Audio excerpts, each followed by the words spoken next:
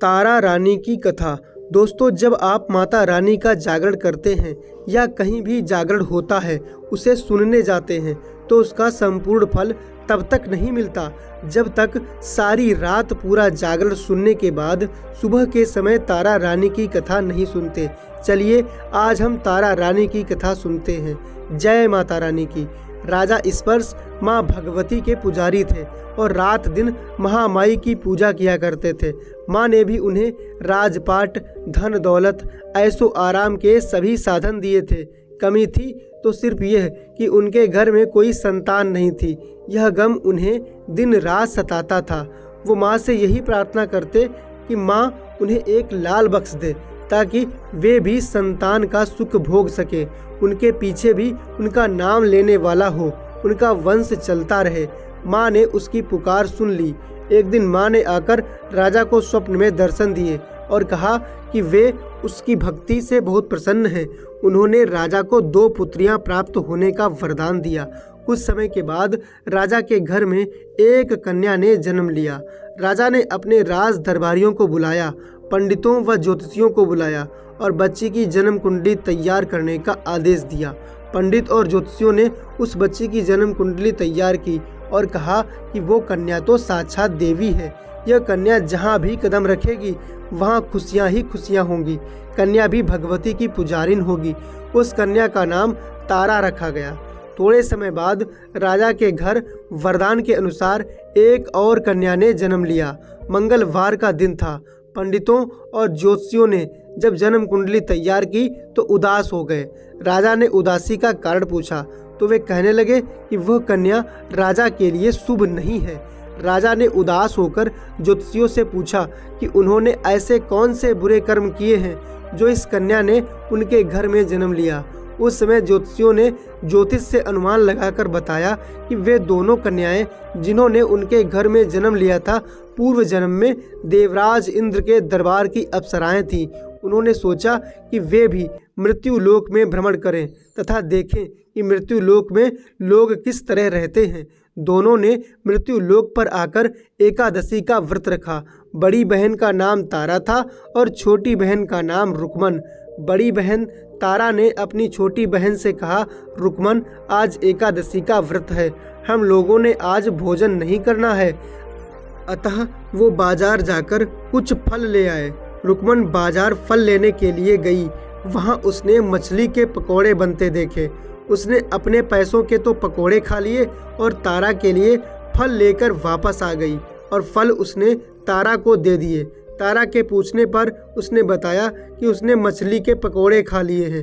तारा ने उसको एकादशी के दिन मांस खाने के कारण श्राप दिया कि वो निम्न योनियों में गिरे, छिपकली बनकर सारी उम्र ही कीड़े मकोड़े खाती रहे। उसी देश में एक ऋषि गुरु गोरख अपने शिष्यों के साथ रहते थे।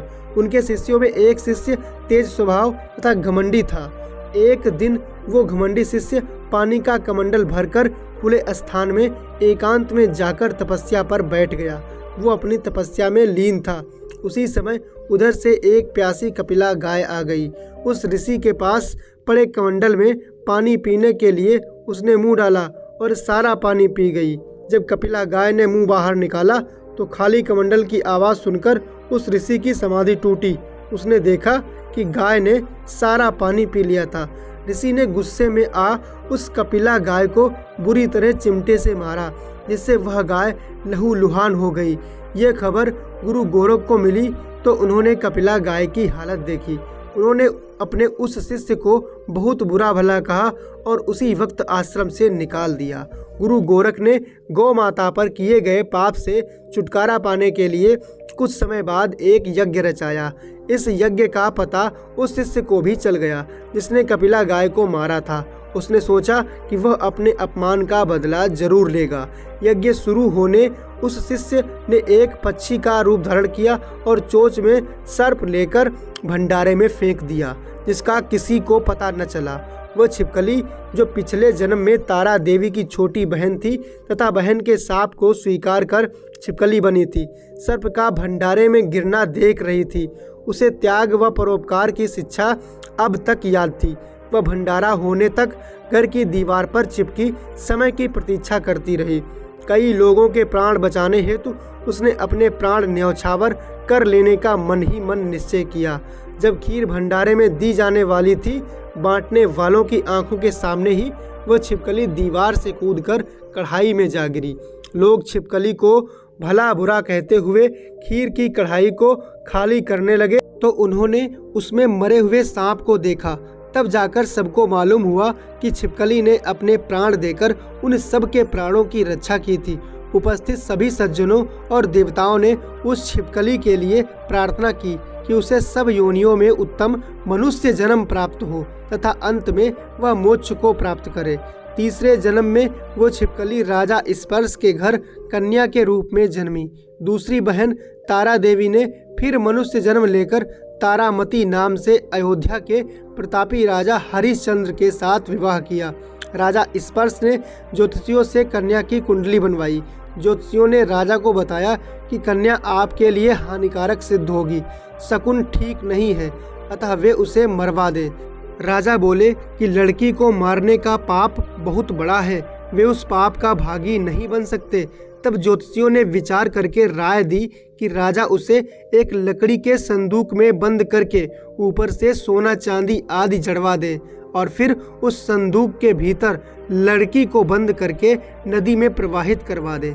सोने चांदी से जड़ा हुआ संदूक अवश्य ही कोई लालच में आकर निकाल लेगा और राजा को कन्या वध का पाप भी नहीं लगेगा।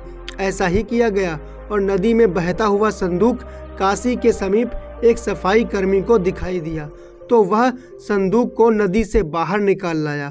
उसने जब संदूक खोला तो सोने चांदी के अतिरिक्त अत्यंत रूपवान कन्या दिखाई दी।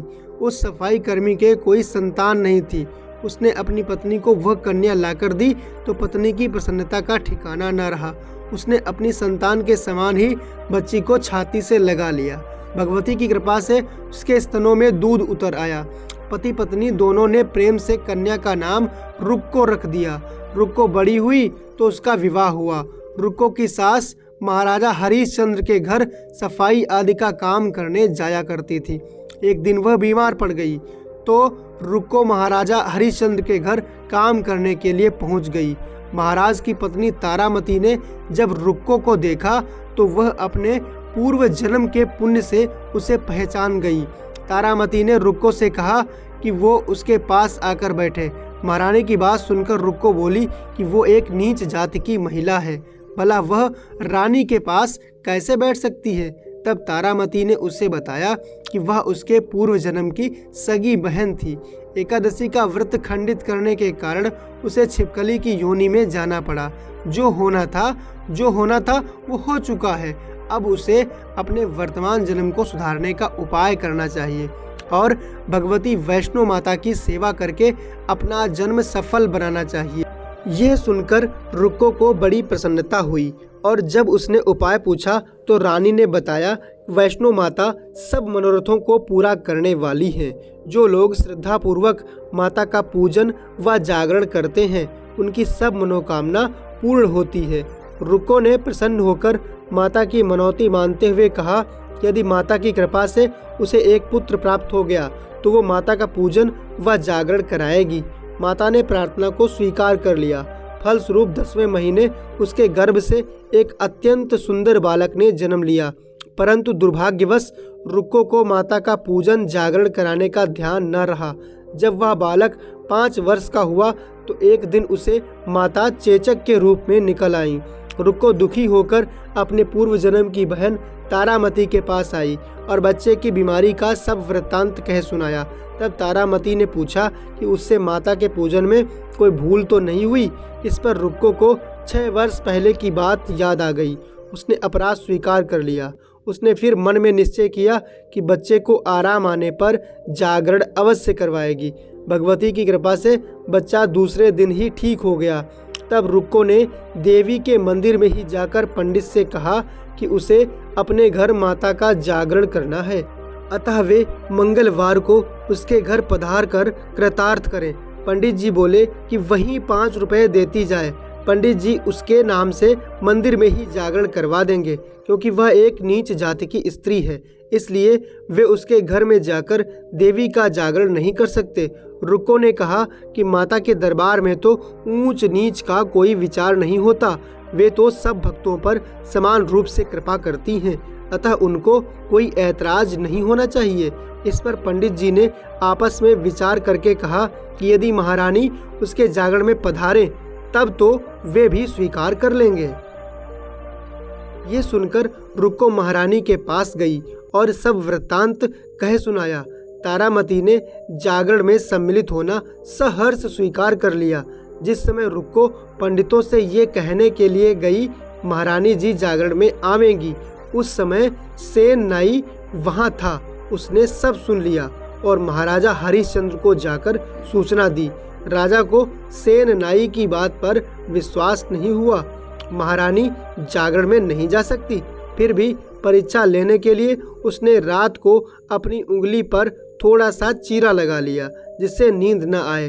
रानी तारामती ने जब देखा कि जागरण का समय हो रहा है परंतु महाराज को नींद नहीं आ रही, तो उसने माता वैष्णो देवी से मन ही मन प्रार्थना की, हे माता, आप किसी उपाय से राजा को सुला दें ताकि मैं जागरण में सम्मिलित हो सकूं। राजा को नींद आ गई।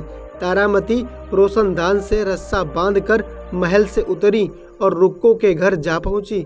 उस समय जल्दी के कारण रानी के हाथ से रेशमी रुमाल और पांव का एक कंगन रास्ते में ही गिर पड़ा। उधर थोड़ी देर बाद राजा हरिश्चंद्र की नींद खुल गई। वो भी रानी का पता लगाने निकल पड़े। उन्होंने मार्ग में कंगन व रुमाल देखा। राजा ने दोनों चीजें रास्ते से उठाकर अपने पास रख ली और जहां जागरण हो रहा था वहां जा पहुँचे। वह एक कोने में चुपचाप बैठकर दृश्य देखने लगे। जब जागरण समाप्त हुआ तो सबने माता की अरदास की। उसके बाद प्रसाद बांटा गया।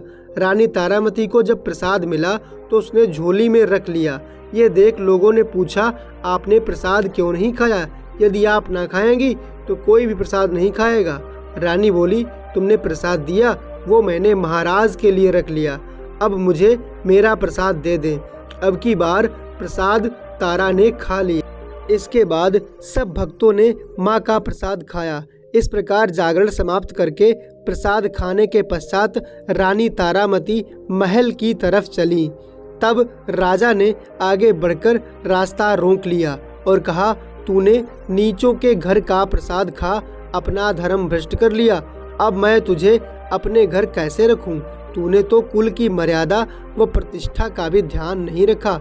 जो प्रसाद तू अपनी झोली में मेरे लिए लाई है उसे खिला, मुझे भी तू अपवित्र करना चाहती है? ऐसा कहते हुए जब राजा ने झोली की ओर देखा तो भगवती की कृपा से प्रसाद के स्थान पर उसमें चंपा, गुलाब, गेंदे के फूल, कच्चे चावल और सुपारियां दिखाई दी। ये चमत्कार देखकर राजा आश्चर्यचकित रह गया। राजा हरिश्चंद्र रानी तारा को साथ ले महल लौट आए। वहीं रानी ने ज्वाला मैया की शक्ति से बिना माचिस या चकमक पत्थर की सहायता के राजा को अग्नि प्रज्वलित करके दिखाई, जिसे देखकर राजा का आश्चर्य और बढ़ गया। रानी बोली, प्रत्यक्ष दर्शन पाने के लिए बड़ा त्याग होना चाहिए। यदि आप अपने पुत्र रोहिताश्व की बलि दे सकें तो आपको दुर्गा देवी के प्रत्यक्ष दर्शन हो जाएंगे। राजा के मन में तो देवी के दर्शन की लगन हो गई थी। राजा ने पुत्र मुँह त्याग कर रोहिताश्व का सिर देवी को अर्पण कर दिया। ऐसी सच्ची श्रद्धा एवं विश्वास देखकर दुर्गा माता सिंह पर सवार हो उसी समय प्रकट हो गईं और राजा हरिश्चंद्र दर्शन करके कृतार्थ हो गए। मरा हुआ पुत्र भी जीवित हो गया। चमत्कार देखकर राजा हरिश्चंद्र गदगद हो गए। उन्होंने विधि पूर्वक माता का पूजन करके अपराधों की क्षमा मांगी। इसके बाद सुखी रहने का आशीर्वाद दे माता अंतर ध्यान हो गईं। राजा ने तारा रानी की भक्ति की प्रशंसा करते हुए कहा, हे तारा, तुम्हारे आचरण से अति प्रसन्न हूँ। मेरे धन्य भाग जो तुम मुझे पत्नी के रूप में प्राप्त हुई। आयु पर्यंत सुख भोगने के पश्चात राजा हरिश्चंद्र, रानी तारा एवं रुक्मन तीनों ही मनुष्य योनि से छूटकर देवलोक को प्राप्त हुए। माता के जागरण में तारा रानी की कथा को जो मनुष्य भक्ति पूर्वक पढ़ता या सुनता है उसकी सभी मनोकामनाएं पूर्ण होती हैं, सुख समृद्धि बढ़ती है, शत्रुओं का नाश होता है। इस कथा के बिना माता का जागरण पूरा नहीं माना जाता। बोलो साचे दरबार की जय।